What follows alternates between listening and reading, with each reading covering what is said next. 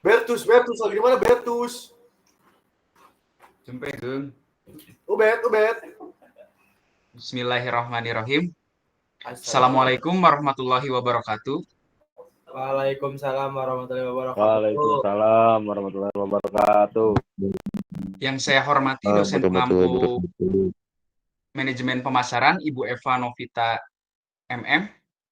Sebelumnya saya mengucapkan terima kasih banyak kepada Kosma dan PJ karena telah bisa menyelenggarakan presentasi online bagi kelompok 4. Saya juga berterima kasih kepada teman-teman yang hadir dalam Game Meet kali ini. Perkenalkan, saya Indra Herdiansah selaku moderator, serta rekan saya yaitu Adrian Rizky, Angelika Cahya, dan Fauzia Tunisa. Kali ini kami akan mempresentasikan tentang melaksanakan riset pemasaran dan meramalkan permintaan. Untuk pokok pembahasannya, yang pertama yaitu sistem riset pemasaran, yang kedua ada proses riset pemasaran, yang ketiga mengukur produktivitas pemasaran, dan yang keempat ada peramalan dan pengukuran permintaan. Untuk sistem pemasaran akan dijelaskan oleh Angel. Kepadanya saya persilahkan. Baik, terima kasih kepada Indra selaku moderator. Di sini saya akan menjelaskan pembahasan yang pertama, yaitu mengenai sistem riset pemasaran. Sistem riset pemasaran adalah, maaf di aku ini, PPT-nya hilang. Sistem riset pemasaran adalah cara perusahaan mengumpulkan dan mempelajari informasi tentang pasar dan perilaku konsumen mereka. Tugasnya yaitu dengan merancang, mengumpulkan, menganalisis, dan melaporkan data yang relevan dengan situasi pemasaran yang dihadapi perusahaan. Contohnya seperti survei pasar, uji preferensi produk, ramalan penjualan berdasarkan wilayah, atau penilaian iklan. Oke, next.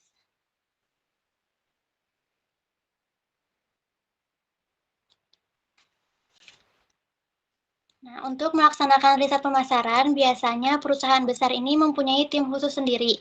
Contohnya, Procter & Gamble memiliki tim consumer dan market knowledge yang bekerja di seluruh dunia untuk memperbaiki strategi merek mereka. Sementara itu, pada perusahaan kecil, mereka melaksanakan riset pemasaran ini dengan cara kreatif, seperti melibatkan mahasiswa atau profesor, di mana para mahasiswa terpandai bersaing dalam sebuah tim. Nah, imbalan untuk para mahasiswa tersebut yaitu mereka mendapatkan pengalaman dan visibilitas. Sedangkan imbalan untuk perusahaan tersebut yaitu mereka mendapatkan pengetahuan baru untuk menyelesaikan masalah dengan biaya yang lebih murah daripada mereka harus menyewa konsultan. Yang kedua yaitu dengan menggunakan mengumpulkan informasi. Nah, dengan cara ini perusahaan dapat mengumpulkan cukup banyak informasi dengan biaya yang sangat minim. Dengan mengamati situs web, mengamati ruang chat, dan juga menilai data yang diterbitkan. Yang ketiga yaitu dengan mengamati pesaing secara langsung. Nah, dengan melaksanakan riset pemasaran, perusahaan ini biasanya memberikan anggaran sebesar 1-2% penjualan mereka. Nah, di sini ada 3 jenis perusahaan yang bisa melakukan riset pemasaran.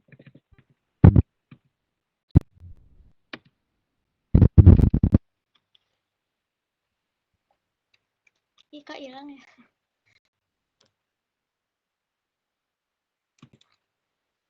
Yang pertama, umum tentang pasar.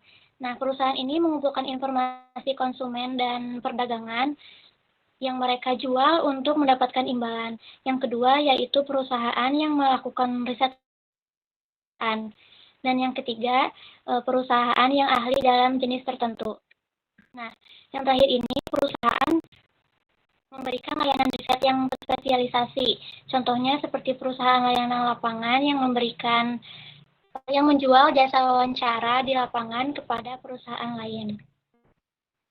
Nah, dari penjelasan yang tadi, kesimpulannya adalah riset pemasaran ini membantu perusahaan untuk membuat keputusan yang lebih baik tentang produk dan cara menjualnya. Nah, dengan si perusahaan ini memahami apa yang diinginkan oleh pelanggan, maka perusahaan bisa lebih siap untuk menghadapi persaingan dan perubahan di dunia bisnis. Untuk pembahasan yang selanjutnya, saya serahkan kembali kepada moderator. Terima kasih kepada Angel yang telah memaparkan materinya. Yang kedua yaitu proses riset pemasaran. Riset pemasaran yang efektif mengikuti 6 langkah proses. Yang pertama yaitu mendefinisikan masalah alternatif keputusan dan tujuan riset. Dalam proses atau langkah pertama, riset pemasaran, manajer pemasaran, serta periset pemasaran harus sepakat untuk mendefinisikan masalah yang ada dan di mana apabila sudah menemukan definisi masalah tersebut, manajer pemasaran harus menemukan jalur alternatif guna menentukan tujuan riset. Yang kedua, mengembangkan rencana riset. Pada tahap ini, mengembangkan rencana paling efektif untuk mengumpulkan informasi yang diperlukan. Untuk merancang rencana riset, harus mengambil keputusan tentang sumber data, pendekatan riset, instrumen riset, rencana pengambilan sampel, dan metode kontak. Untuk sumber data sendiri, periset dapat mengumpulkan data sekunder, data primer, atau keduanya. Untuk pendekatan riset, pemasar mengumpulkan data primer dengan 5 cara. Yang pertama yaitu melalui observasi, yang kedua kelompok fokus, yang ketiga riset survei, yang keempat data perilaku, dan yang kelima pengalaman. Untuk instrumen riset pemasaran mempunyai 3 pilihan instrumen riset utama dalam mengumpulkan data primer, yaitu kuesioner, pengukuran kualitatif, dan peralatan teknologi. Serta rencana pengambilan sampel memerlukan 3 keputusan. Unit pengambilan sampel perlu dipertanyakan siapa yang harus kita survei, ukuran sampel berapa banyak orang yang harus kita survei, dan prosedur pengambilan sampel, bagaimana kita harus memilih responden. Untuk metode kontak, dapat dilakukan melalui surat, telepon, tatap muka. Langkah ketiga yaitu mengumpulkan informasi. Pengumpulan data informasi ada yang primer dan sekunder. Pengumpulan data primer bisa dilakukan lewat wawancara pribadi, baik secara langsung atau tatap muka maupun menggunakan peralatan komunikasi. Sementara data sekunder bisa dicari dari internet, perpustakaan, publikasi lembaga statistik, majalah, dan lainnya. Pada tahap ini, pengumpulan informasi cenderung mengandung kesalahan atau kontroversi karena beberapa responden ada yang memberikan jawaban yang tidak jujur. Untuk yang keempat yaitu menganalisis informasi. Beberapa langkah terakhir sebelum penyimpulan temuan yaitu dengan menstabulasikan data, mengembangkan distribusi frekuensi, selanjutnya periset menghitung rata-rata dan mengukur dispersi variabel, dan menerapkan metode keputusan untuk menemukan temuan jawaban. Periset juga dapat menguji berbagai hipotesis, juga menerapkan analisis sensitivitas untuk menguji asumsi dan kekuatan kesimpulan. Dan yang kelima ada mempresentasikan temuan. Pada tahap ini, periset menyampaikan hasil temuan mereka kepada tim manajemen dengan aktif, menerjemahkan penjelasan yang bermanfaat, dan memberikan rekomendasi tindakan pemasaran apa yang perlu diperlukan. Untuk yang keenam, ada mengambil keputusan. Pada tahap ini, manajer harus membuat keputusan bisnis. Mereka memiliki beberapa opsi. Yang pertama, menolak ide, di mana jika kepercayaan terhadap hasil riset rendah. Yang kedua, ada menerima ide, yaitu jika hasil riset meyakinkan. Dan yang ketiga, riset lanjutan, jika diperlukan informasi tambahan.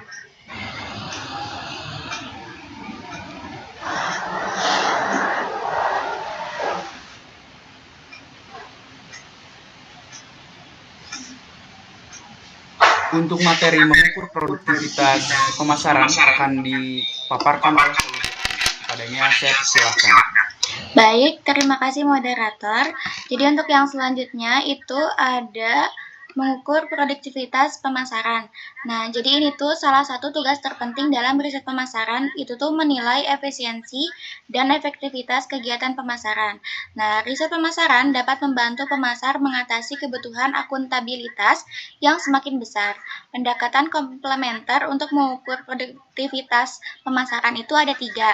Yang pertama, ukuran pemasaran untuk menilai pengaruh pemasaran. Yang kedua, pemodelan bauran pemasaran untuk mengestimasi hubungan sebab akibat dan mengukur bagaimana kegiatan pemasaran mempengaruhi hasil. Dan yang terakhir, yaitu papan kendali pemasaran, yaitu tuh cara terstruktur untuk mendiseminasikan pandangan yang dikumpulkan dari 2 pendekatan ini dalam organisasi.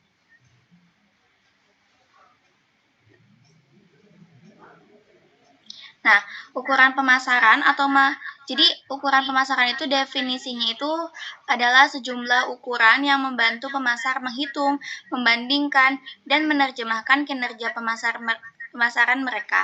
Ukuran pemasaran dapat digunakan oleh manajer merek atau menjustifikasi dan merancang program pemasaran dan oleh manajemen senior untuk memutuskan alokasi keuangan. Jadi simpelnya kayak gini ya teman-teman. Misalkan kita tuh mau jualan nih, kita tuh mau jualan dimsum misalnya ya, kita mau jualan dimsum. Nah, kita tuh harus riset dulu nih, kira-kira berapa banyak nih teman-teman kita yang mau beli dimsum. Nah, atau riset juga nih, berapa banyak yang akan mereka beli dan berapa banyak kira-kira keuntungan yang bakal kita dapat. Terus kita juga harus meriset juga nih, kira-kira berapa nih uang yang dimiliki oleh teman-teman kita. Nah, nanti untuk harga yang diberikan itu disesuaikan sama uang-uang yang mereka miliki gitu. Simpelnya kayak gitu ya, biar bisa dipahami gitu. Terima kasih.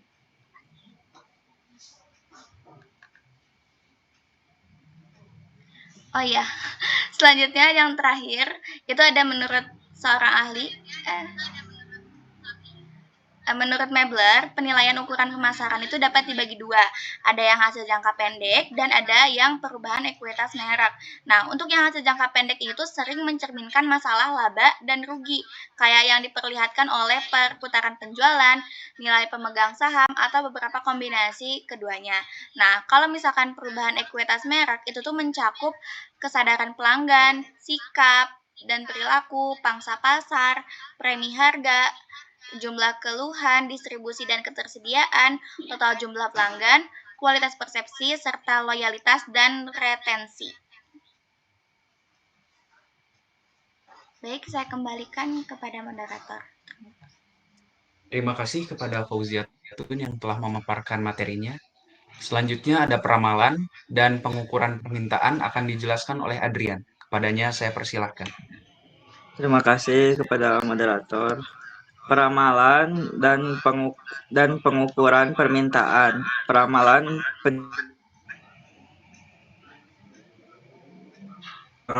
meningkatkan kas yang dibutuhkan untuk investasi dan operasi oleh Departemen untuk menentukan kapasitas dan tingkah hasil oleh Departemen Sumber Daya Manusia untuk memperkerjakan jumlah pekerjaan yang diperlukan. Terakhir, Departemen untuk menyiapkan peramalan penjualan jika peramalannya cukup jauh dari hasil perusahaan akan mengalami kekurangan atau kelebihan.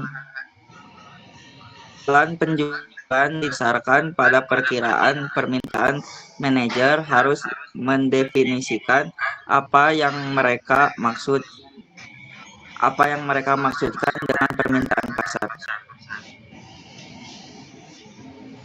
Cara produktif untuk memecah pasar.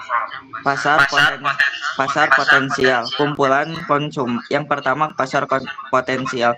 Kumpulan konsumen yang memiliki tingkat minat cukup besar terhadap penawaran pasar.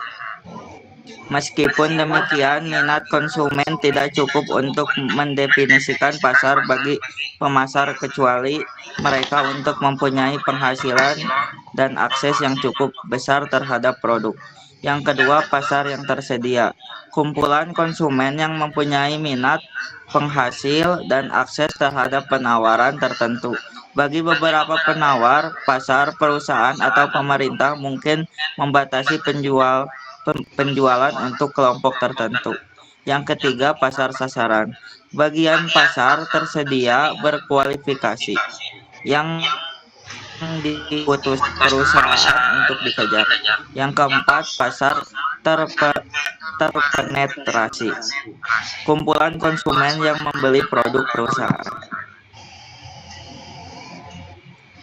Kosakata pengukuran permintaan memiliki konsep utama yaitu permintaan pasar dan permintaan perusahaan yang dibedakan dari fungsi permintaan, peramalan, penjualan, dan potensi. Yang pertama, permintaan pasar, market demand. Total volume yang akan dibeli oleh kelompok pelanggan tertentu di wilayah geografis tertentu dalam periode waktu tertentu pada lingkungan pemasaran tertentu di bawah program pemasaran tertentu. Yang kedua, peramalan pasar. Permintaan pasar yang berkorespondensi dengan tingkat pengeluaran pemasaran industri. Yang ketiga, potensi pasar atau market potensial. Batas yang didekati oleh permintaan pasar ketika pengeluaran pasar industri mendekati tingkat tak terbentuk suatu lingkungan pemasaran.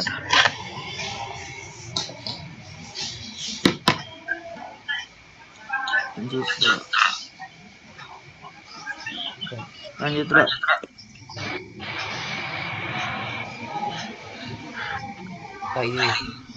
Ini kosakata pengukuran permintaan memiliki konsep yaitu perusahaan yang dibedakan dari fungsi permintaan, peramalan, penjualan, dan potensi. Permintaan perusahaan, company demand. Pangsa permintaan pasar yang pada tingkat alternatif dari usaha pemasaran perusahaan dalam suatu periode waktu. Yang kedua, peramalan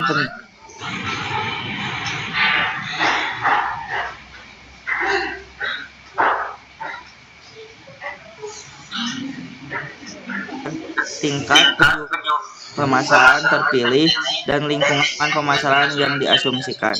Yang ketiga, potensi penjualan perusahaan atau kampanye sales potensial. Batas penjualan yang didekati oleh permintaan perusahaan ketika usaha pemasaran perusahaan meningkat relatif terhadap usaha pesaing.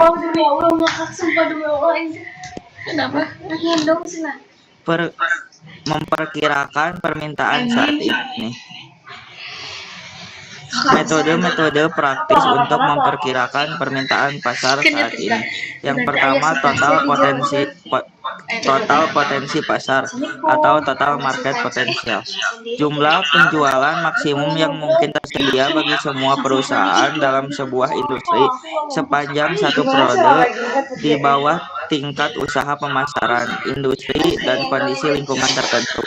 Salah satu variasi metode ini adalah metode rasio rantai yang mengalihkan jumlah dasar dengan beberapa persentase penyesuaian.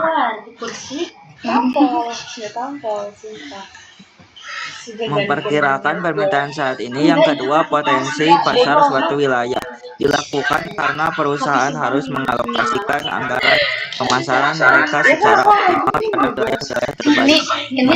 Mereka harus memperkirakan potensi pasar di berbagai negara bagian negara. Berikut metode untuk menilai potensi pasar suatu wilayah. Metode pembentukan pasar atau market build-up. Pembelian potensial mereka. Metode ini memberikan hasil akurat jika semua pembeli potensial yang diperkirakan yang baik tentang apa yang akan dibeli. Masing-masing pembeli potensial itu, namun informasi itu sulit dikumpulkan. Metode indeks multifaktor secara pemasar, bisnis, perusahaan, konsumen juga memperkirakan potensi pasar suatu wilayah, tetapi pelanggan, perusahaan, konsumen terlalu banyak untuk dibuat daftarnya. Ini merupakan metode yang paling umum digunakan dalam pasar konsumen. Yang ketiga, penjualan industri dan pangsa pasar, yaitu perusahaan harus mengidentifikasi pesaing dan memperkirakan penjualan mereka. Memperkirakan permintaan pasar, memperkirakan permintaan masa depan. Perusahaan dapat mengembangkan peramalan dengan cara menciptakan peramalan sendiri, itu membeli dari sumber luar seperti perusahaan riset pemasaran, mewawancara pelanggan, distributor, dan pihak-pihak yang berpengetahuan lainnya. Yang pertama, survei maksud atau intensi. Pembeli peramalan forecasting adalah seni mengantisipasi apa yang mungkin dilakukan pembeli dalam kondisi tertentu. Yang kedua, gabungan pendapat tenaga penjual, yaitu wiraniaga, memperkirakan penjualan masa depan perusahaan. Yang ketiga, pendapat ahli, yaitu penyalur, distributor, pemasok, konsultan pemasaran, dan asosiasi dagang. Perusahaan dapat mengembangkan peramalan. Yang keempat, analisis penjualan. Masalah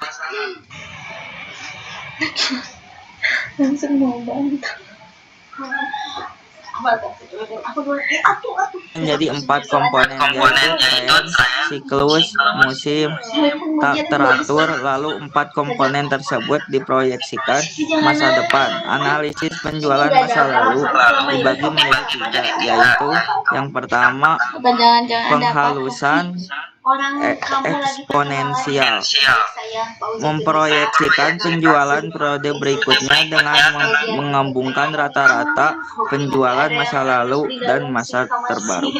Yang kedua, analisis permintaan statistik, pengukur dampak sejumlah faktor kausal seperti penghasil, pengeluaran, pemasaran, dan harga terhadap tingkat penjualan. Yang ketiga, analisis ekonometri, membuat sejumlah persamaan yang menggambarkan sistem secara statistik, menurunkan parameter berbeda yang berbentuk persamaan secara statistik.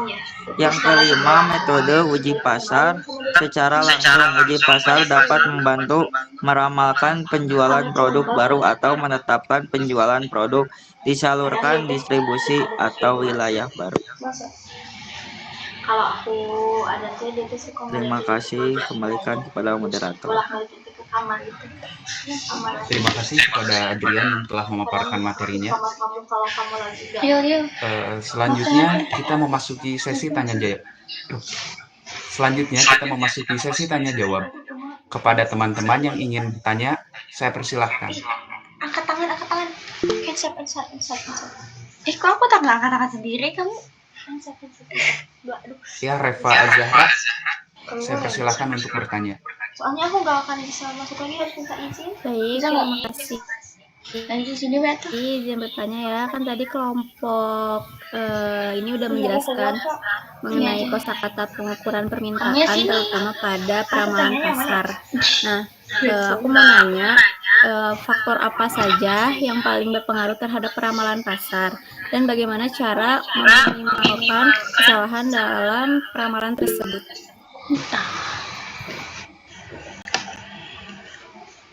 Terima kasih kepada Reva yang telah bertanya. Selanjutnya, Hilda. Aku kan. Baik, terima kasih kepada moderator yang telah mempersilahkan saya untuk bertanya. Jadi, pertanyaannya, apa sih indikator kunci yang akan diukur dalam analisis permintaan, dan bagaimana perilaku konsumen dapat mempengaruhi hasil riset dan prediksi permintaan? Terima kasih. Baik, terima kasih Hilda. Pertanyaannya akan kami tampung dulu. Selanjutnya, Iqbal. Saya. Sebelumnya perkenalkan dulu, nama saya Iqbal Salam. Saya izin bertanya, apa saja sih tantangan utama dalam peramalan permintaan untuk produk yang baru diluncurkan? Dan bagaimana sih cara mengatasinya? Terima kasih. Terima kasih kepada Iqbal yang telah bertanya. Kami meminta izin kepada teman-teman untuk berdiskusi sebentar. Tapi emang ya yang waktu di sini teh agak-agak bukan apa ini kayak iseng. Kamu kan iseng teh takutan ya. Ini mah iseng teh yang kayak iseng gitu yang nggak sengaja sama kamu ke notis yang nangis itu. Terus kalau kamu nggak ada teh, kalau ke kampusnya dia tuh suka main-main, kadang pegang-pegang barang kamu tau. Masa? Iya. Mainin barang, nah, kayak penasaran gitu loh. Kadang berdiri dekat pintu, kalau ditutup. Kamu kan sering sedih ya? Ya itu suka itu. Mengerikan. Ngali itu nangis aku. Jangan nangis, kan udah pindah. Aku sorot nih sama kamera nih. Video ngerain. Enggak kan mau nginep udah di sini mah enggak ada kan tadi masih tasnya, enggak ada apa, sumpah demi Allah enggak ada apa-apa. Kan aku ngiranya itu suara doang. Kamu juga yang di awal di sana bohong. Gimana? Yang pas ini awal bilang katanya nggak ada apa-apa ya. Ya kan tadi kasih. Gimana sih ya bukannya? Cara gesernya? Geser buat kamera? Enggak itu mah putih tuh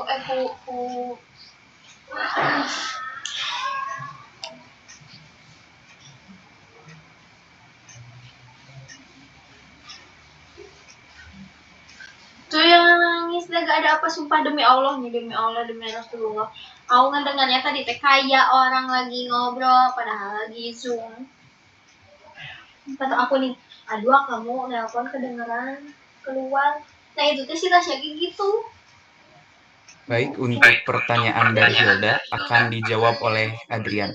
Kepadanya saya persilahkan. Baik, terima kasih kepada moderator. Saya akan menjawab pertanyaan dari Hilda. Dalam menganalisis pertanyaannya, diulang, apa indikator kunci yang akan diukur dalam analisis permintaan dan bagaimana perilaku konsumen dapat mempengaruhi hasil riset dan prediksi permintaan? Jawabannya, dalam menganalisis permintaan pasar, ada beberapa indikator kunci yang harus kita perhatikan. Pertama, jumlah penjualan adalah indikator yang paling langsung dari permintaan. Misalnya, jika penjualan smartphone meningkat 20% dalam sebulan, ini menunjukkan kenaikan permintaan yang signifikan. Kedua, harga produk sangat mempengaruhi permintaan. Sesuai dengan hukum permintaan yang kita pelajari di kelas ekonomi, contohnya, ketika harga tiket bioskop turun, jumlah penonton biasanya meningkat.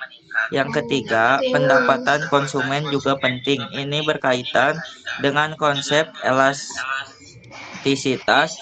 pendapatan. Saat pendapatan masyarakat naik, permintaan untuk barang normal biasanya juga naik. Tapi untuk barang inferior biasanya bisa turun.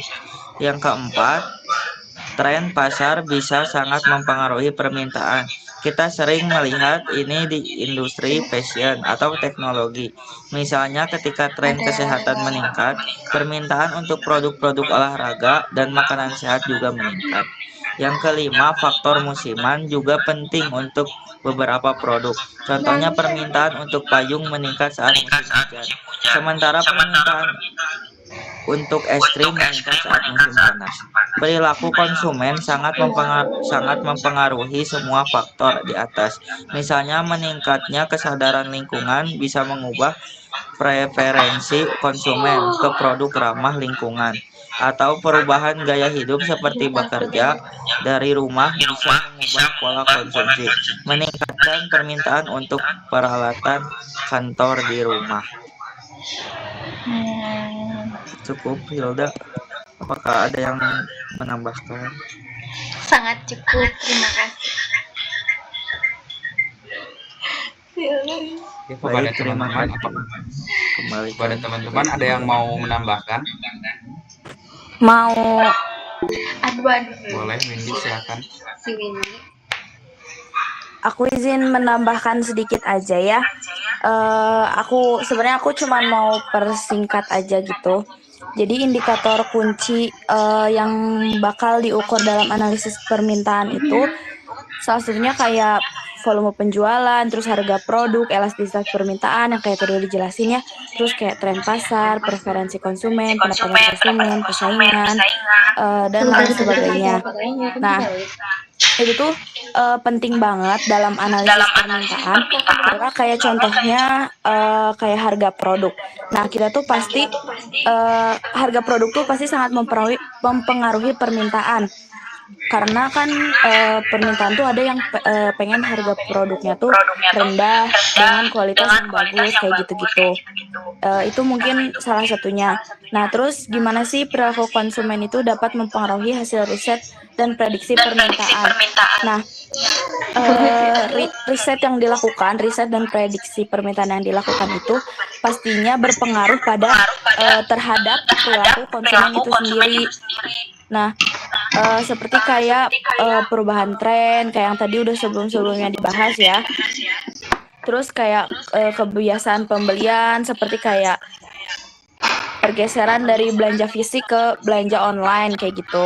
Terus juga adanya adopsi teknologi dan inovasi. Kalau sekarang kan banyaknya pakainya teknologi ya. Terus kayak reaksi terhadap promosi. Nah, biasanya kan konsumen tuh lebih melek terhadap promosi walaupun sebenarnya itu harga normal gitu. Jadi kayak sebenarnya itu lebih ke pinter-pinter kita gitu ya. Terus faktor psikologis dan emosional juga kayak pilihan konsumen tuh sering didorong dari faktor emosional itu sendiri seperti kayak status sosialnya atau kebutuhan akan pengakuannya gitu. Jadi jadi dengan menggabungkan analisis kuantitatif dari indikator kunci dan pemahaman yang mendalam tentang perilaku konsumen itu, riset dan permintaan dapat lebih akurat dan relevan dengan kondisi pasar. Terima kasih. Terima kasih Windy atas pendapatnya. Selanjutnya ada pertanyaan dari Reva akan dijawab oleh Fauziatun. Padanya saya persilahkan. Baik, terima kasih moderator. Sebelumnya saya juga mau berterima kasih sama Reva ya, ternyata ada hal yang belum kita bahas di PPT gitu sebelumnya. Jadi kan pertanyaannya itu tadi apa ya? Faktor penyebab ini ya. Nah, jadi untuk faktor penyebabnya itu sendiri ternyata ada 4 ya, ada faktor internal, eksternal, tingkat persaingan, dan ragam produk. Nah, untuk faktor internal sendiri, ini tuh mencakup riwayat penjualan, strategi pemasaran, bauran produk, dan tim penjualan. Nah, kalau yang eksternal itu yang dari luar, yaitu ekonomi secara keseluruhan, tren industri yang tadi sudah dibahas, aktivitas pesaing, perubahan kondisi ekonomi, dan musim bisnis. Nah, untuk tingkat persaingan sendiri, itu permintaan pasar yang kompetitif membuat peramalan akan sulit untuk diperkirakan. Dan untuk yang terakhir, itu ada ragam produk. Jika variasi produk tinggi, maka pengelompokan permintaan bisa dilakukan. Nah, untuk ini tuh bisa dilakukan, tapi pasti ada kekeliruan. Nah, untuk meminimalkan kekeliruan atau kesalahan itu, kita bisa melakukan beberapa cara, yaitu memantau dan memperkirakan waktu tunggu dengan tepat.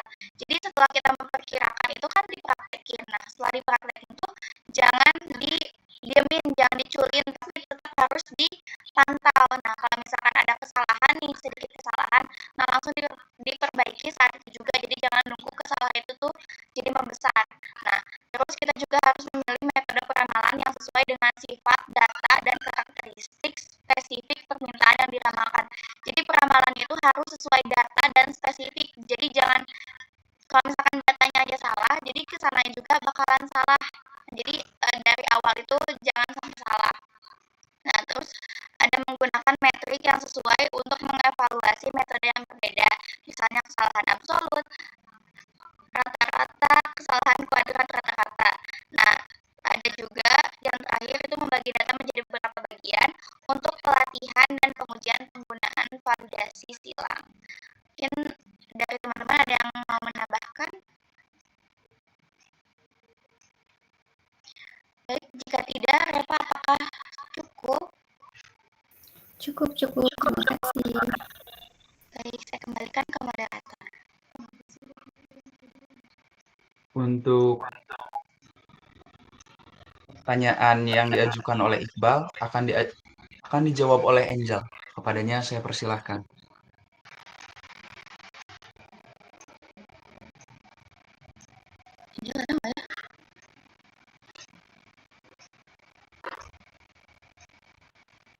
Baik, izin menjawab pertanyaan dari Iqbal. Pertanyaannya, apa tantangan utama dalam peramalan permintaan untuk produk yang baru diluncurkan dan bagaimana cara mengatasinya? Jadi tantangan untuk peramalan permintaan untuk produk baru yang baru diluncurkan yaitu kurangnya data historis. Si penjual data penjualan baru yang bisa dijadikan acuan sehingga sulit untuk membuat proyeksi yang akurat. Kemudian tantangan yang kedua yaitu ketidakpastian penerimaan pasar. Penjual tidak tahu apakah konsumen akan menyukai produk baru tersebut atau tidak. Bisa saja produk yang mereka jual itu mereka menganggap bahwa produk itu tuh diminati oleh banyak konsumen. Ternyata pada kenyataannya tidak diminati pasar. Terus tantangan yang ketiga yaitu faktor kompetisi. Pastinya produk baru juga akan bersaing dengan produk yang sudah ada di pasar atau bahkan mereka bersaing dengan produk baru lainnya yang juga diluncurkan secara bersamaan. Dan juga perubahan cepat dalam tren konsumen juga menjadi tantangan. Bisa jadi saat selesai mengembangkan produk, tren juga sudah berubah dan produk sudah menjadi diminati lagi oleh konsumen. Untuk mengatasi tantangan-tantangan yang tadi disebutkan, strategi yang bisa digunakan yaitu yang pertama melakukan uji terbatas. Misalnya kita bisa meluncurkan produk dalam skala kecil di beberapa kota untuk melihat respon konsumen sebelum peluncuran yang lebih besar lagi. Yang kedua adalah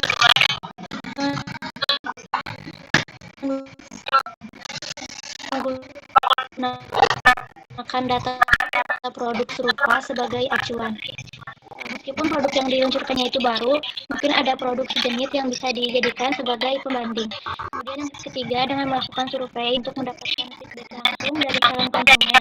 Setelah itu menyesuaikan strategi yang tepat. Nah, di sini saya ada satu contoh ya supaya lebih bisa dipahami lagi.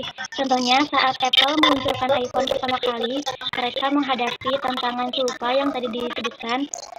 Lalu mereka mengatasinya dengan melakukan pre-order terbatas, menggunakan data penjualan sebagai acuan. Dan juga mereka memantau dengan ketat respon media dan konsumen saat peluncuran. Jadi aku segitu, mungkin ada yang mau menambahkan?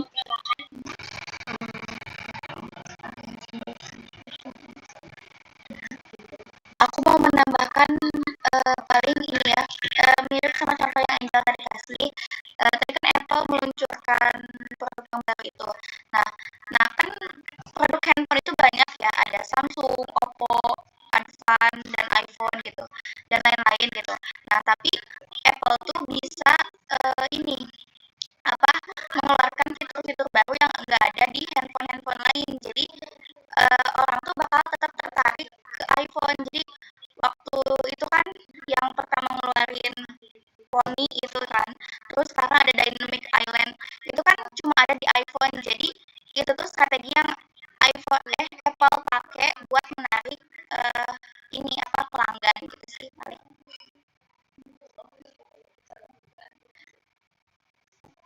Mungkin ada yang mau menambahkan lagi?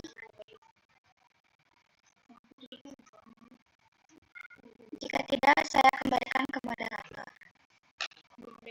Terima kasih kepada Angel dan Fauziatun yang telah memberikan jawaban.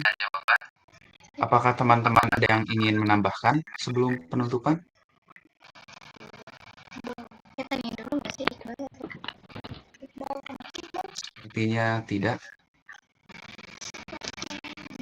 Alhamdulillah untuk presentasi kali ini telah selesai. Saya mengucapkan terima kasih banyak kepada teman-teman yang telah berpartisipasi dalam presentasi kali ini. Mohon maaf karena banyak sekali kekurangan dalam presentasi kelompok kami. Billahi taufiq wal hidayah. Wassalamualaikum warahmatullahi wabarakatuh. Waalaikumsalam warahmatullahi wabarakatuh. Salam satu manajemen. Absen.